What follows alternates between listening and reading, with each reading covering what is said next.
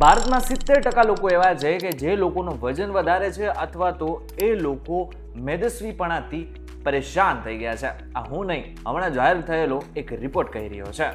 આટલું જ નહીં, એક રિપોર્ટમાં એમ પણ કહી રહ્યો છે કે 4 માંથી 3 ભારતીયોના કોઈને કોઈ એવા મિત્રો છે કે જે લોકોના પરિવારજનોમાં કોઈને કોઈ એવું છે કે જે લોકો વધારે વજનથી પરેશાન છે. હવે કદાચ આમાં તમે પણ આવતા હશો, તમારો પણ વજન વધારે હશે, બહાર જતા શરમ આવતી હશે અથવા તો તમને મનમાં એવું થતું હશે કે આ વજન ક્યારે ઓછો થશે. આ પ્રશ્ન તમારા મનમાં પણ હોય ને, તો આજના આ વિડીયોમાં તમારા બધા જ પ્રશ્નોના જવાબ મળી જવાના છે. વજન કેવી રીતના ઘટશે અને કઈ રીતના ઘટશે એ જો તમારે જાણવું હોય ને તો ધ્યાનથી સાંભળજો. હું તમને એક વાત કહું.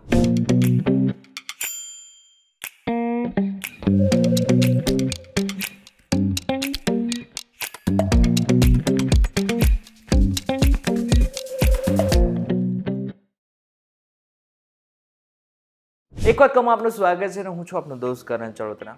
હવે વજન ઘટાડવો છે, પરંતુ એની પહેલા આપણે એ સમજવું પડશે કે આ વજન કઈ રીતના વધી રહ્યો છે. હવે જે વધારાનું વજન છે ને એ બેઝિકલી કેલરીના અસંતુલનને કારણે થાય છે. જ્યારે તમે તમારા શરીરની અંદર જરૂર કરતા વધારે કેલરીઝ નાખો છો એટલે શું થાય છે કે જે વધારાની કેલરીઝ છે એ ફેટમાં કન્વર્ટ થઈ જાય છે.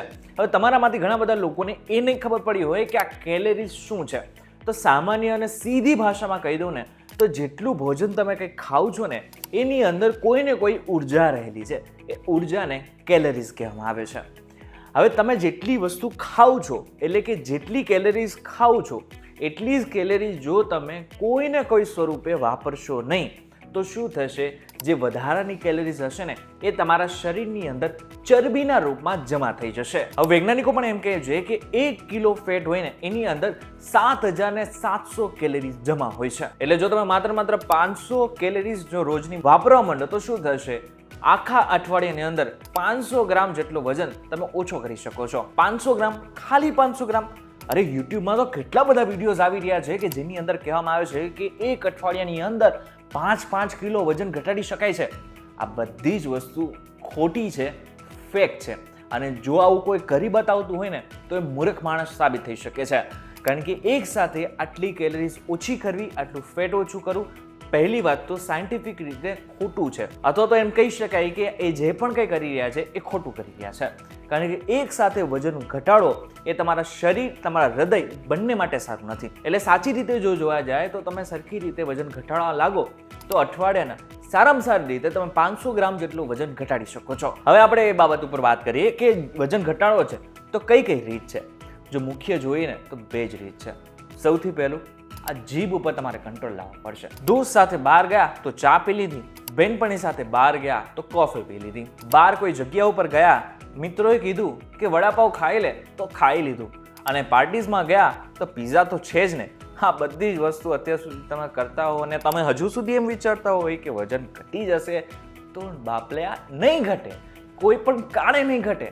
કારણ કે વજન ઘટશે નહીં પરંતુ ડબલ ડોઝે વધશે ખરા. તો એક કામ કરી નાખીએ છે, એક આપણે છે ને શું કરીએ, ભોજન ઘટાડી નાખીએ. એટલે કે પીઝા નથી ખાવા, બર્ગર પણ નથી ખાવું, બપોરનું જમવું પણ નથી, સવારનું પણ નથી જમવું, માત્ર રાત્રે જ જમીશું. આ પણ ખોટું છે. કારણ કે વૈજ્ઞાનિકો પણ એવું કહે છે કે 1200 કેલરીઝ કરતાં ઓછું ભોજન પણ તમે જો લો છો તો લાંબા ગાળે તમારા મેટાબોલિઝમ સિસ્ટમ ઉપર એ અસર કરે છે અને આગળના સમયમાં લાંબા ગાળે એ ફેટ સ્ટોર કરવાનું કામ વધારે કરે છે, જેને સ્ટાર્વેશન મોડ કહેવાય છે. અને આ શરૂ થઈ જાય એ બાદ ફેટ સ્ટોર આપણા શરીરની અંદર ઝડપથી થવા લાગે છે. એટલે શું કરવાનું છે, બધું જ ખાવાનું છે પરંતુ લિમિટની અંદર. એમાં પણ ખાસ કરીને અમુક એવી વસ્તુ છે કે જે નથી ખાવાની, જેની વાત આપણે કરીશું. પણ સામાન્ય રીતે આપણા ઘરમાં જે ભોજન બની રહ્યું છે એ બરાબર ખાઈએ અને લિમિટમાં ખાઈએ તો ચોક્કસથી વજન ઘટી પણ શકે છે. બીજું છે કસરત. હવે ઘણા બધા લોકોને આ સાંભળીને કંટાળો આવી ગયો છે, કારણ કે બધી જ જગ્યા ઉપર એમ કહેવાય છે કે કસરત તો કરવી જ પડશે અને કેલરીઝ બર્ન કરવી જ પડશે. પરંતુ શું કરીએ, ભગવાન એવી આપણને સિસ્ટમ જ આપેલી છે કે કંઈક હાસિલ કરવું છે તો મહેનત તો કરવી પડશે, વજન ઘટાડવું છે તો કસરત તો કરવી જ પડશે. હવે આની પાછળનું લોજિક સમજી લો, શા માટે કસરત કરવાથી વજન ઘટે છે. સામાન્ય રીતે જે રીતના કેલરીઝનું તમે ઉદાહરણ આપ્યું હતું એ સિસ્ટમ અહીં પણ લાગુ પડે છે. એટલે કે જેટલી તમે કસરત કરશો એટલી શરીર ઉર્જા બાળશે, એટલે કે કેલેરીઝ બાળશે, અને જેટલી કેલેરીઝ બળશે એટલો જ વજન આપોઆપ ઓછો થવા લાગશે. અઠવાડિયામાં 150 થી 250 મિનિટ વ્યાયામ કરો. કાર્ડિયો એટલે કે દોડવું, સ્વિમિંગ, સાયકલિંગ કરવી, આ બધી જ વસ્તુ કરી શકો છો, પરંતુ એની સાથે સાથે સ્ટ્રેન્થ ટ્રેનિંગ એટલે કે વેઇટ લિફ્ટિંગ બંને જરૂરી છે. પરંતુ યાદ રાખો કે કાર્ડિયો કે વેઇટ લિફ્ટિંગ કરવું છે તો ડૉક્ટરને મળવું ખૂબ જ જરૂરી છે, કારણ કે ડૉક્ટરને નહીં મળો અને અચાનક જ જો તમે કાર્ડિયો કે વેઇટ લિફ્ટિંગની શરૂઆત કરી નાખશો તો આગળના સમયમાં જો તમારા શરીરની અંદર કોઈ પણ પ્રકારની પ્રોબ્લેમ હશે, હૃદયને લગતી કોઈ પ્રોબ્લેમ હશે તો નુકસાન થઈ શકે છે. બાકી સામાન્ય માણસ માટેને સ્વાસ્થ્ય જેનું સારું છે એ બધા જ લોકો આ રીતે કસરત કરી શકે છે. હવે આપણે હમણાં કેલરીઝની વાત કરી રહ્યા હતા તો એની અંદર મેં એક વાત કીધી કે કેલરીઝ તમે જેટલી ઓછી લો એટલું તમારું વજન ઘટે છે, પરંતુ એની પાછળનું સાયન્સ પણ સમજી લો કે કેવી રીતના કેલરીઝ ઓછી ખાવાથી વજન ઘટે છે. હવે જ્યારે તમે કેલરીઝ ઓછી કરવા લાગો છો અથવા તો કેલરીઝ બર્ન કરવા લાગો છો તો શું થાય છે, તો શરીર પાસે ઉર્જાનો સ્ટોર ફેટ સેલ્સમાં હોય છે. જ્યારે કેલોરીઝની કમી થાય છે ત્યારે શરીર લિપોલિસિસ પ્રક્રિયા શરૂ કરે છે. આમાં ફેટ સેલ્સ તૂટીને ફેટી એસિડ્સ અને ગ્લિસરોલમાં બદલાઈ જાય છે અને ઉર્જા માટે વપરાય છે. હવે કંઈ જ ન સમજાયું ને તો સામાન્ય ભાષામાં અને સરળ ભાષામાં સમજાવું. હવે જ્યારે તમે કેલરીઝ ઓછી લો છો ત્યારે શરીરને ઉર્જા તો જોઈએ છે, તો ઉર્જા માટે શું કરશે, તમારા શરીરની અંદર જે ફેટ પડેલું છે એને ઉર્જાના સ્વરૂપમાં વાપરવા માંડશે, અને જ્યારે ફેટ વાપરવા માંડશે ત્યારે શરીરની અંદર જે ફેટ રહેલું છે એ ગાયબ થવા લાગશે અને તમારું વજન આપોઆપ ઓછો થવા લાગશે. એટલે દરરોજ 300 થી 500 કેલરીનું ડેફિસિટ બનાવશો તો અઠવાડિયામાં 500 ગ્રામથી 1 કિલો સુધી વજન ઘટી શકે છે. પરંતુ આ પણ દરેક વ્યક્તિના મેટાબોલિઝમ સિસ્ટમ ઉપર કામ કરે છે, એટલે કે કોઈ વ્યક્તિનું જો મેટાબોલિઝમ સિસ્ટમ સારું હોય તો 1 કિલો સુધી પણ વજન ઘટાડી શકે છે. આ બધી જ વાત કરી રહ્યા છે તો એની અંદર એક વસ્તુ ઇમ્પોર્ટન્ટ હોય છે કે તમે શું ખાઓ છો, પરંતુ એ શું ખાઓ છો એની અંદર પણ કેવું ખાઓ છો, કઈ વસ્તુ ખાઓ છો એ પણ ઇમ્પોર્ટન્ટ છે. પ્રોટીન. હવે પ્રોટીન સાંભળીને ઘણા બધા લોકોને ઘણા બધા પ્રશ્નો મનમાં હોય છે, પરંતુ પ્રોટીન આપણા શરીરમાં ફેટ ઘટાડવા માટે એટલું જરૂરી છે જેટલું આપણા શરીર માટે હૃદય જરૂરી છે. જેવી રીતના હૃદય ન હોય તો શરીર ન ચાલે, એવી રીતના પ્રોટીન ન હોય તો આપણું ફેટ બર્ન પણ નથી જ થવાનું.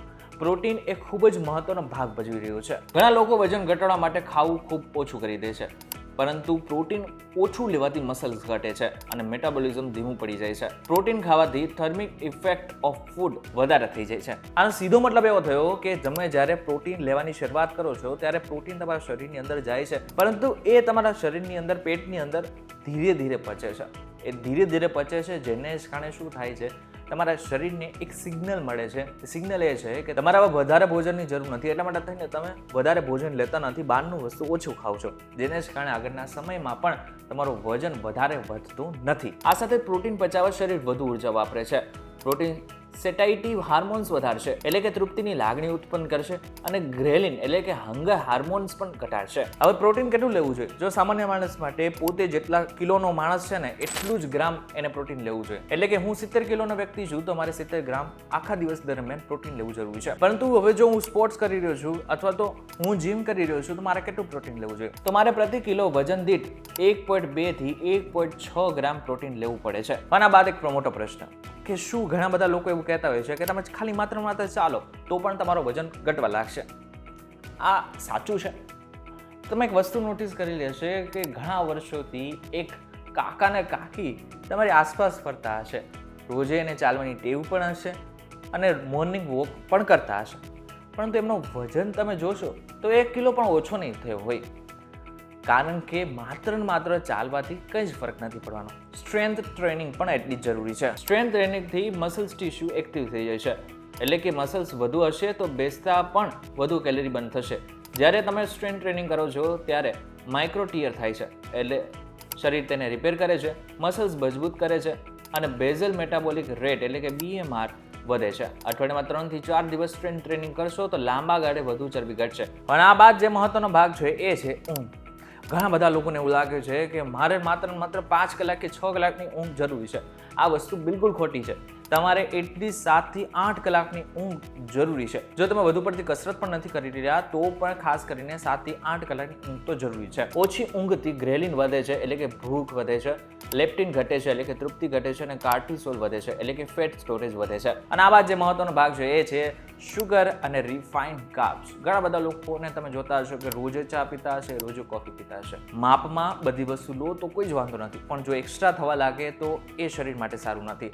ખાંડ તો બિલકુલ સારી નથી. ઘણા બધા લોકોને ઘણા બધા રિસર્ચમાં સાબિત થઈ ચૂક્યું છે કે ખાંડ એ ધીમું ઝેર છે, જ્યારે બીજી બાજુ મેંદો પણ એક પ્રકારનું ધીમું ઝેર સમાન જ છે.